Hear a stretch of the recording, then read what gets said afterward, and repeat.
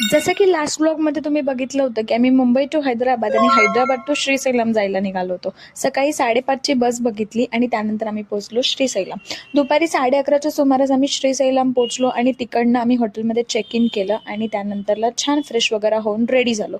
आता आम्ही ठरवलं होतं की छान शॉर्ट कुर्ती घालायची आणि पूर्ण दिवस फर्स्ट डे श्रीशैलमचे साईट सीइंग आता आम्ही करायचं. दिवसभर फिरायचं म्हणून एक ऑटो बुक करून घेतली. ज्या काकांनी सकाळी आम्हाला बस स्टॉप तुमच्या हॉटेल रूमला पोहोचवलं होतं त्याच काकांची आम्ही ऑटो बुक करून सगळे साईट सीइंग कव्हर केले.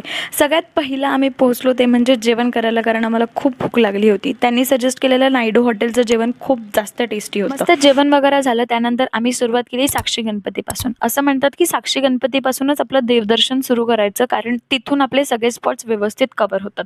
साक्षी गणपती केलं, त्यानंतर हटकेश्वर महादेव मंदिर केलं आणि आम्ही पोहोचलो पंचधारा. पंचधाराचा सुंदर व्ह्यू बघून आम्ही पोहोचलो टेम्पल इस्क तामेवरी टेम्पलला, जिथे खूप उंचावर टेम्पल आहे, जिथे आपल्याला नंदी महाराजांच्या कानामधून मेन मंदिर दिसतं. आणि ते बघून आम्ही तिथले माकडं जे खूप जास्त आगाऊ होते ते सगळे बघून आणि त्यानंतर आम्ही पोहोचलो शिवाजी महाराज स्फूर्ती केंद्र. ह्या केंद्रामध्ये शिवाजी महाराजांची अख्खी हिस्ट्री लिहिलेली आहे, जी आम्ही कव्हर करून आम्हाला काहीतरी 7 वाजले. 7 वाजेपर्यंत आमचं पूर्ण कव्हर झालं होतं. अजून आम्ही किती मजा केली, काय काय बघितलं हे तुम्हाला फुल व्लॉगमध्ये दिसून जाईल. सो फॉलो नक्की करा. ह्या सगळ्या स्पॉट्समध्ये मेन स्पॉट राहिला तो म्हणजे पाताळगंगा. तुम्ही येणार असाल तर पाताळगंगा सकाळीच कव्हर करा, कारण 5:30 नंतर रोपवे बंद होतो. ते सगळे स्पॉट्स कव्हर करून आम्ही संध्याकाळी जेवायला गेलो. त्याच्या आधी आम्ही तिथल्या मार्केटमध्ये फिरलो, जे खूप स्पेशल आहे तिथल्या स्पेशल चुडीजसाठी.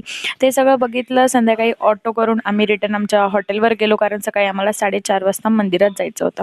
दुसऱ्या ब्लॉगमध्ये काय काय झालं ते बघण्यासाठी फॉलो नक्की करा. Okay, bye.